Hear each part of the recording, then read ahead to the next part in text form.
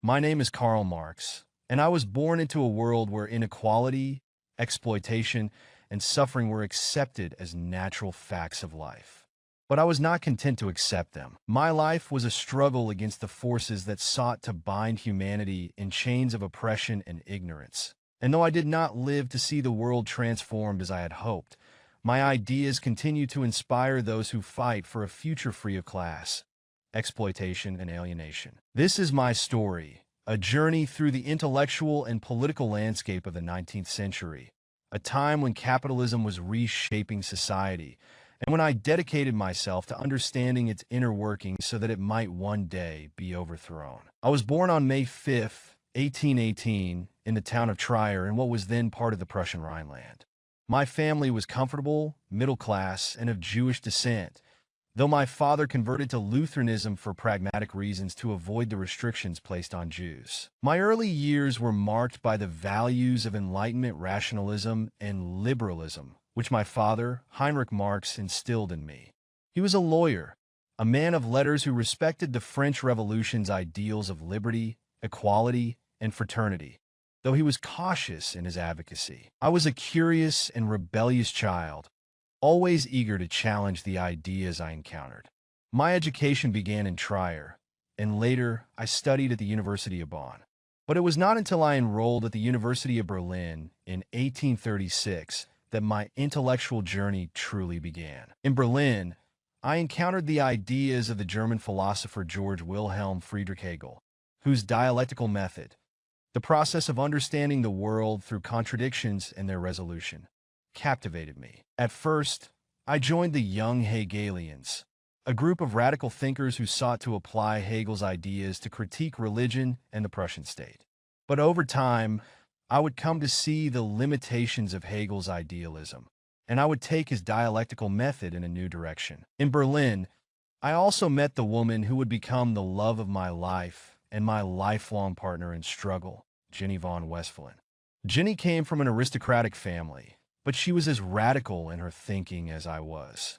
We were engaged in 1836, despite her family's reservations, and eventually married in 1843. Throughout my life, Jenny would stand by me through poverty, political exile, and the many hardships we endured. After completing my studies, I embarked on a career as a writer and journalist, hoping to engage directly in the political debates of the day. I moved to Cologne, where I became editor of the newspaper Rheinische Zeitung. The paper was aligned with the liberal opposition to the conservative policies of the Prussian government, but it was not long before my writing began to exceed the bounds of liberal criticism. My articles increasingly called into question the very foundations of the existing social order, challenging not just political tyranny, but also the economic system that underpinned it, capitalism. It was during this period that I first began to confront the reality of class struggle. The workers of Europe, exploited by factory owners and subjected to harsh conditions, were becoming increasingly restless. The Industrial Revolution had brought about unprecedented wealth, but it had also created vast inequality, poverty, and alienation for the working class. I saw this everywhere, in the factories of Germany and later in the streets of Paris and London, where I would spend much of my life. My work at Rheinische Zeitung came to an abrupt end in 1843 when the Prussian government, alarmed by my radical critiques, shut the paper down. It became clear to me that freedom of the press could not exist under a system that relied on the suppression of dissent. By this time, I had come to the conclusion that political reform was insufficient. What was needed was a fundamental transformation of society, a revolution. In 1843, Jenny and I moved to Paris, a city that was a hotbed of revolutionary ideas. It was here that I met Friedrich Engels, the man who would become my closest collaborator and friend.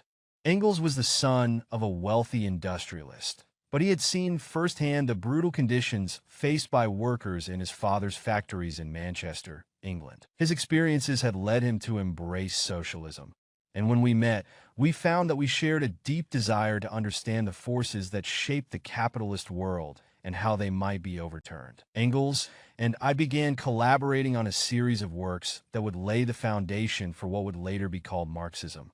In 1844, we co-authored The Holy Family, a critique of the young Hegelians. But our most significant early collaboration came in 1845 with the publication of the German ideology. In this work, we introduced the concept of historical materialism, the idea that the material conditions of society, particularly the mode of production, determine the structure of society and its political and ideological superstructure. We argued that history was the history of class struggles, and that the working class, or proletariat, would one day rise up to overthrow the bourgeoisie and establish a classless society. During these years, I immersed myself in studying economics, philosophy, and history, seeking to understand the underlying mechanisms of capitalism.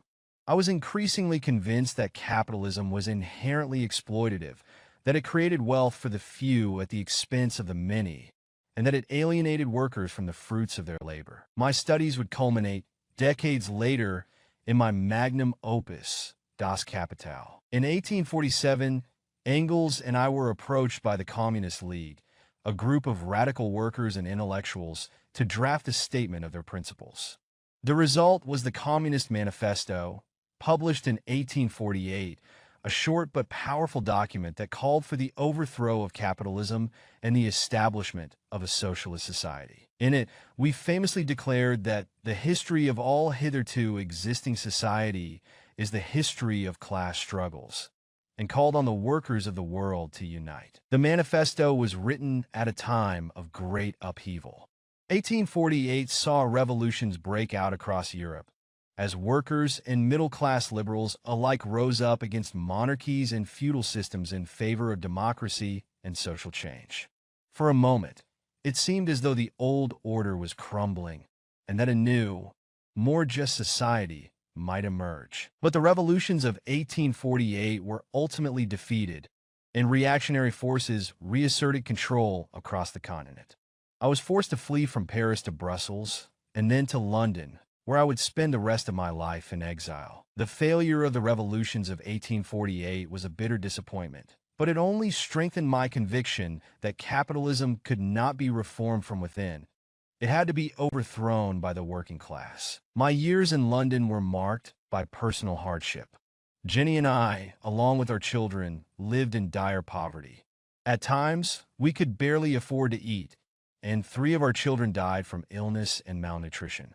Despite the suffering, I continued my work, driven by the belief that what I was doing was of profound importance. Engels, who had inherited his father's fortune, provided financial support for my family and me during these difficult years, for which I will always be grateful. It was in London that I began the monumental task of writing Das Kapital, a comprehensive critique of the capitalist system. I spent long hours in the reading room of the British Museum, poring over economic data, studying the works of classical economists like Adam Smith and David Ricardo, and developing my own theory of surplus value. The idea that capitalists extract profit by paying workers less than the value of the goods they produce. I argued that this exploitation was at the heart of the capitalist system and that it would inevitably lead to its downfall. The first volume of Das Kapital was published in 1867. In it, I analyzed the dynamics of capitalism, showing how it leads to the concentration of wealth, the impoverishment of the working class, and periodic economic crises. I predicted that these crises would become more severe over time, leading eventually to the collapse of capitalism and the rise of socialism. The remaining volumes of Das Kapital were published after my death, edited by Engels from the notes I left behind. The final years of my life were marked by ill health and continued financial difficulties, but also by a growing recognition of my ideas within the international workers' movement. In 1864, I helped found the International Workingmen's Association, known as the First International, which sought to unite workers' movements across Europe and beyond. Though the First International eventually dissolved amid ideological disagreements, it was an important step toward building a global movement for socialism. I died in London on March 14, 1883, without having seen the revolution I had long hoped for. But I knew that my work would live on. Philosophers have only interpreted the world in various ways. The point, however, is to change it, I had written years earlier. My ideas were not meant to remain in the realm of theory. They were meant to inspire action. And indeed, they did. Long after my death, the seeds of revolution I had planted began to bear fruit. The Russian Revolution of 1917 brought about the world's first socialist state. And throughout the 20th century, my ideas influenced movements for workers' rights, anti-colonial struggles, and the fight against inequality and injustice. Karl Marx, I sought to understand the world so that it might be changed, though I did not